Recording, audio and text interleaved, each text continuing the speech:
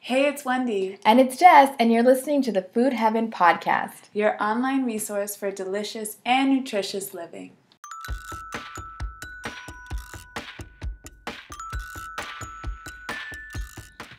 Hello, how are you guys doing? We're back again for another episode of the Food Heaven Podcast.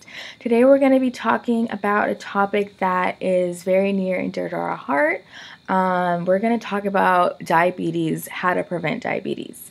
We both do a lot of work with diabetes prevention at our jobs as outpatient dietitians. And the reason why we wanted to talk about this is because it's a really big problem for people in our community, people of color.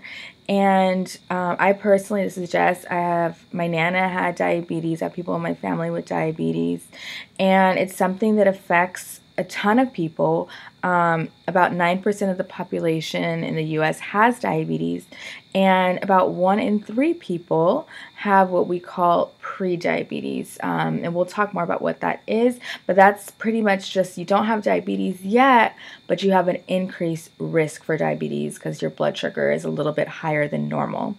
Yes, and like just mentioned, we have a lot of experience with people that have diabetes, especially at our jobs. Most of my patients are either pre-diabetes or they have diabetes, and there's a big thing that I see is they just feel like they're doomed, like there's nothing that they can do about it.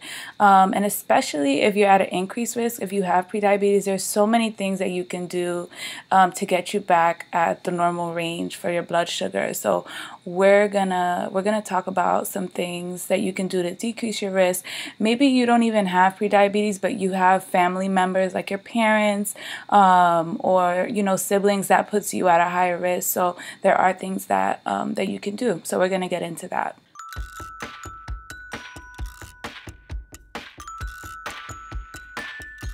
Wendy already kind of mentioned that if you have a family member with diabetes, you are at increased risk for developing diabetes yourself. And we're talking mostly about type 2 diabetes, also just want to be clear about that. Some of the other main risk factors are being overweight. We see this every day with our patients. Usually there's a direct correlation between weight and the risk of developing diabetes or prediabetes. Also, we mentioned people of color have an increased risk, and that's African American, Latino, Asian, pretty much all different ethnic groups have a higher risk for developing diabetes. Another risk is lack of physical activity. So if you're leading a pretty sedentary lifestyle, you're going to be more likely to develop diabetes. And people who are over 45, unfortunately, the older we get, our body's not working as optimally, and we're not producing, the same amount of insulin. It's not functioning as well. So that's another risk factor. And women, if you had a baby who was over 9 pounds, or you had something that's called gestational diabetes, which is diabetes during pregnancy, you're going to be at increased risk. And then people who have other comorbidities, which means you have other diseases like hypertension or high cholesterol specifically, that's going to put you at increased risk. So if you see yourself in any of these things, it's really important that you get tested to make sure your blood sugar levels are okay, and if they're high, that you do something about it. And in the next segment, we're going to talk about kind of like the lab values that you really should be aware of when it comes to diabetes and prediabetes.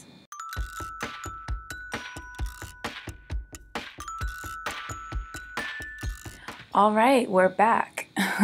So now we're going to talk about the lab values that you should look out for. This is really important because it's going to take some speaking up on your part, because many times doctors won't do one of the tests that we're going to be talking about. So I actually had an experience with my doctor where I asked him to do it, and he told me no, because sometimes the test costs a lot of money, so they don't want to do it. But you really have to tell them that this is something that's important for you, especially if you're at an increased risk, and you have to advocate for these tests. So the first one, which is usually done when you go for your yearly exam, is the blood glucose test. So there's usually when you get it done, well, not usually, but when they're testing for prediabetes or diabetes, they do it under the fasting state, which is when you don't eat. And so it's usually taken in the morning. And so there's that. And so when you have no risk for diabetes or you're in the safe zone, the fasting blood Glucose. the fasting blood glucose should be under 100. And in someone who has diabetes, the fasting is usually over 125. And then there's like that, those numbers in the middle, like 100 to 124-ish. And those are people who have what we call prediabetes. So if you're someone who you're higher than normal, but you're not quite high enough to have diabetes, we call that prediabetes. And I actually teach a class just on prediabetes because there's so many people who have it and they don't know what's going on. A lot of times the doctors refer to this as borderline. I know in the Black community that's a word that they use a lot. But when they say borderline, they mean prediabetes. And so studies show that 1 in 3 people who has prediabetes is going to develop diabetes within the next 3 years. So for my class, I'll tell people that, and we'll have maybe 10 people in the class, and it's like, look around the room because according to the statistics, 1 in 3 of the people in the class is going to have diabetes. But the goal is to make it so nobody in the class has diabetes in 3 years. So Wendy talked about fasting blood glucose. The other lab that is so important for you to get tested, that I feel like is even more important than checking your fasting blood glucose, is called your hemoglobin A1c. I know that's a big word, so you can just call it your A1c. And what that is, it's a measure of your fasting blood glucose over the past 3 months period of time. So it's good because it's not just, one point in time, which is your fasting. It is a bigger picture over the last 3 months.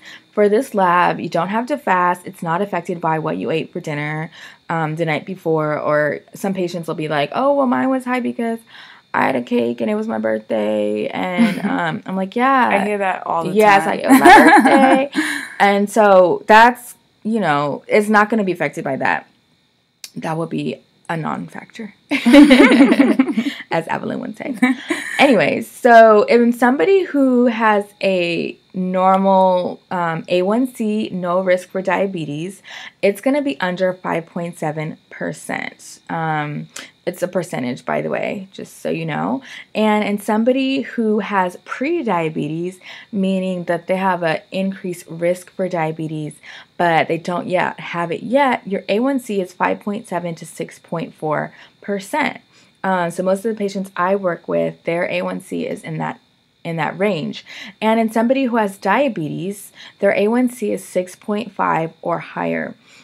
Usually, I'll have patients come in with an A1C of 6.5, and I will never tell them they have diabetes because that's something for the doctor to diagnose. I have seen doctors, the A1C will be like 6.5, and this will be the first time that they've checked it, so they want to give the patient a chance to kind of like bring it down with diet and lifestyle modifications before starting medications. So they'll still say you're borderline until the next test, and we'll confirm it that way.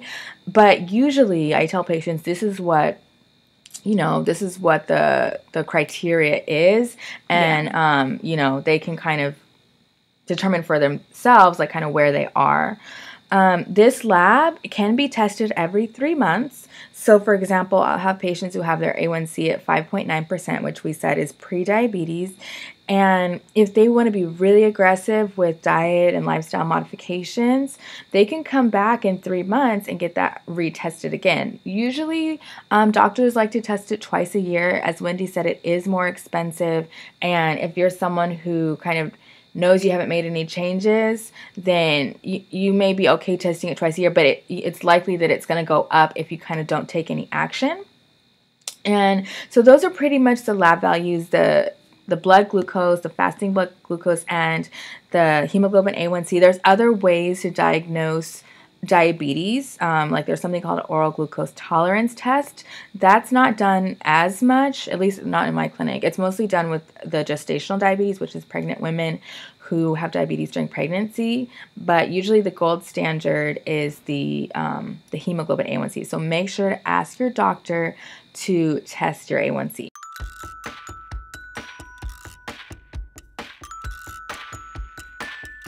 I know you guys are probably wondering at this point, if you have prediabetes, what can you do about it? Or even just in general, like if you want to prevent having diabetes, because you know you have an increased risk.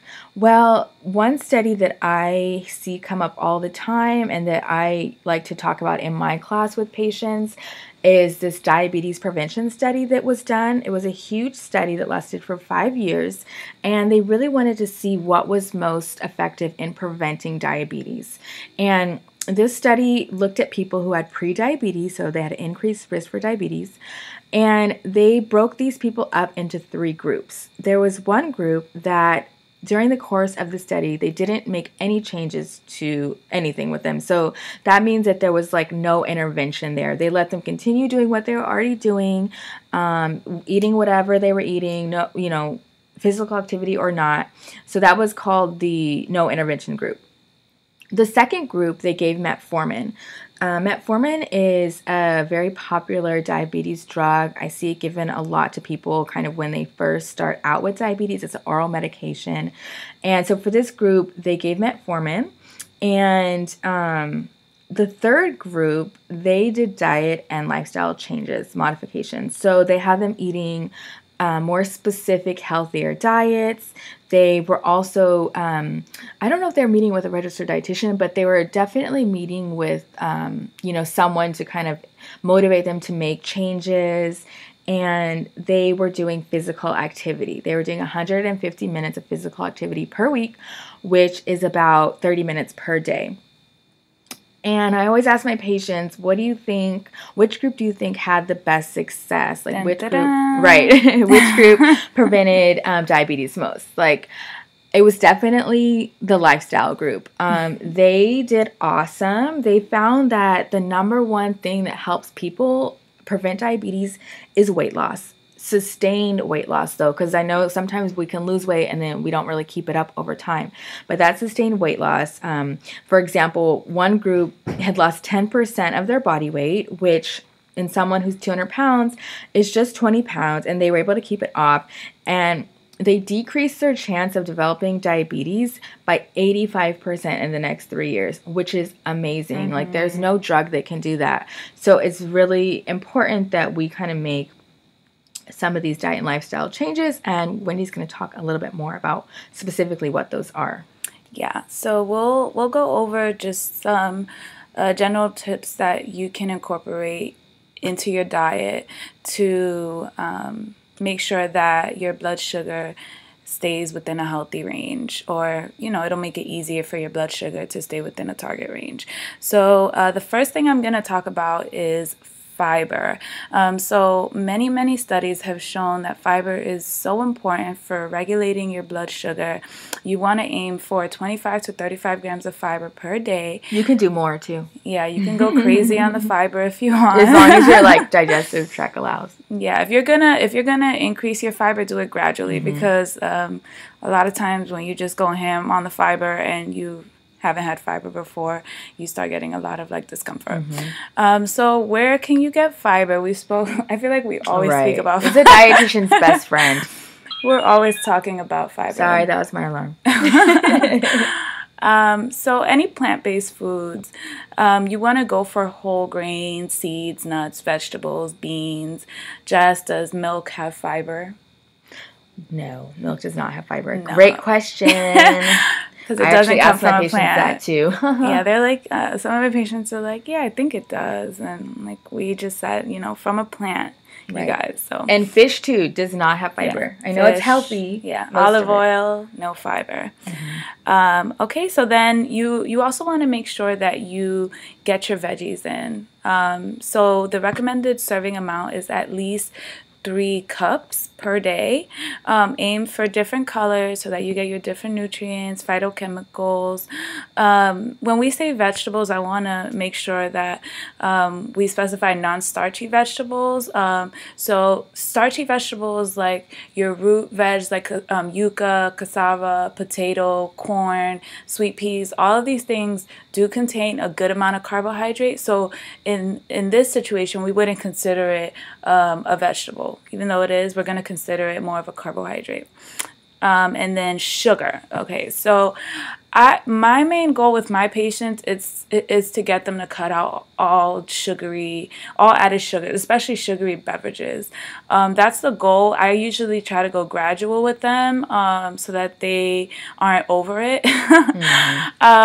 You know, but I try to get them to drink no more than 8 ounces of like their, you know, favorite juice or whatever their favorite soda is, because added sugar, it makes your blood sugar go up so quickly. Right. It's such a quick hike, and then it usually comes right back down. And it's just like you want to try to keep it stable throughout the day. Let me just say one thing on that too. So I used to work in a hospital, and I had diabetic patients come in with something called diabetic ketoacidosis all the time, which is where your blood sugar just goes out of control and you're admitted to the hospital, basically. And I would ask them, like, what changed? What have you done differently? And they would say, oh, I got a juicer, and I've been juicing all this fruit juice, and I've been drinking it all day, every day. So, like, even with things like juice, just keep in mind that while it may be natural sugars found in the fruits, that can definitely, it's kind of like poison for your blood sugar in a way if you're pre-diabetic, or even diabetic. So just keep that in mind as well. Even if it comes from a natural place, it could still be too much. Yeah, and then, you know, also things like cake.